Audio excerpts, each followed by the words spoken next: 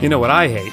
People who think they are more important than everyone else. And I'm not talking about the royal family or the super rich people or celebrities. I'm talking about the people who cut in front of you at the grocery store, in the parking lot, and at the water slides. I live near the Canada-US border. At the nearest crossing, there's this main road that goes straight to the border, but there's a little town around this main avenue, and there are side streets. Sometimes the border lineups are very long, and no one likes to have to wait in a border lineup. But some people will use the side streets to cut way up toward the front of the line. These occasions afford us an uncomfortable glimpse of the human soul. My own soul, certainly. Never am I closer to being guilty of destruction of property, and let's face it, homicide, than I am at those moments when I see people cutting in line in front of me. A line that I got into 45 minutes ago, with my 4 children under the age of 10 in the car. It's a good thing that the tire iron is under all the crap in the trunk. I have often wondered, after I finally get across the border and stop raging at my windshield, what is it that goes through the minds of the people who seem to have no problem cutting into the line in front of others in order to cut down their wait time at the expense of everybody else's? And one day I found out. I had driven down to watch a Seattle Mariners game, and yes, there are always long wait times at the border on important game days, and I was talking to another Canadian who had also driven down to watch the game. I didn't know him. Let's call him 27. Let's say that was his seat number and it also appeared to be his age.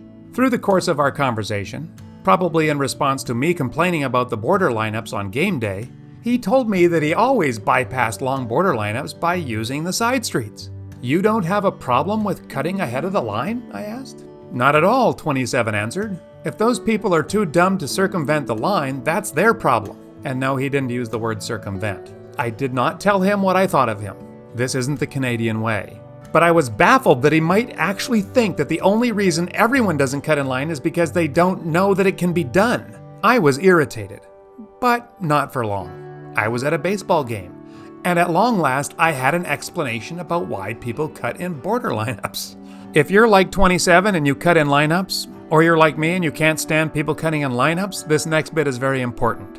It explains a lot. There's this guy named Lawrence Kohlberg who has identified 6 stages of moral development. If everything goes well, you will move up the ladder and get to the highest level. Obviously, there are a few people who do not make it to the highest level. They get stuck at one of the lower levels. Let's look at Kohlberg's levels and try to ascertain at what moral level do we find my fellow baseball fan 27. The first moral level is called avoiding punishment, where people will simply obey rules so that they don't get punished. This is all little kids. They need external authorities to tell them what to do. And to them, it's pretty simple. If you get punished, it was bad, and if you don't get punished, it was fine. The second stage is called individualism and exchange. At this stage, individuals begin to understand that there's more than one perspective. Mom has a different standard than dad, and they have their own perspective and needs and desires. So they follow rules to get rewards to satisfy those needs and desires. You will notice that for these first 2 levels, moral authority resides outside of the individual. So 27 didn't see any signs that said you can't drive on a legitimate street and make a legitimate turn onto a legitimate other street to get in front of the line. There are no such signs. When it comes to cutting in line, there's no concrete authority telling him not to do something and punishing him if he does. So in the absence of that kind of authority, he has no one to please but himself. And so that's what he did. I think I will be generous and say that 27 has achieved the first 2 stages in his moral development. And this level is filled with people who are younger than 6 years old. So let's give him the benefit of the doubt. The next level of morality is based on relationships. It's called the good boy, good girl mentality. At this stage, individuals conform to rules in order to get the approval of others. I'm not sure if 27 has achieved level 3. He didn't seem to care that everyone in line thought he was a bad boy, and that none of them would allow him to date their daughters. But what if his mommy was in the line? Would he cut in front of her? We will never know. Surely a 27-year-old has reached this level. Stage 4 is when you understand that you need to behave in certain ways in order to maintain social order. This is when individuals become more concerned about broader society. They are able to think about what would happen if everyone did this or that. 27 has not achieved level 4, because in his line cutting there is a blatant disrespect for the functioning of society. If everyone behaved as he did, it would be hard for anyone to get across the border. All the side roads would be plugged. Residents wouldn't be able to leave their driveways. It'd be a huge mess. Because his antisocial behavior can only work if only a few do it, it is in principle a behavior that is immoral at this level. You will notice that authority here has gotten a little bit more abstract, and this is where it appears that 27 begins to struggle.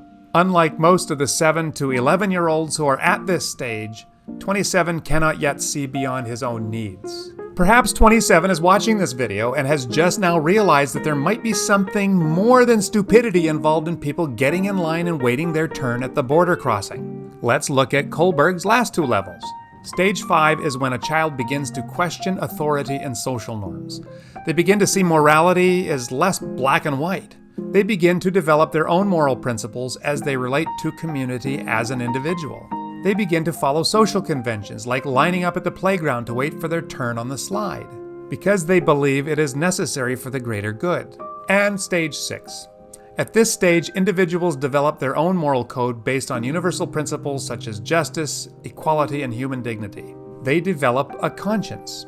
They are willing to disobey rules that violate these principles, even if it means breaking the law. We all hope that people will end up at this last stage by the time they reach adulthood. It is normal to be working on this last stage in one's early teens.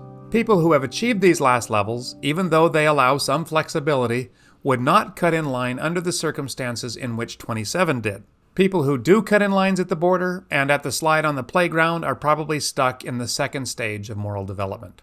I'm inclined to argue that we need to have some sort of an assessment of moral level before we issue a driver's license or a passport or allow someone to go to a baseball game unsupervised. But that's probably just me. Thank you, and we'll see you next time.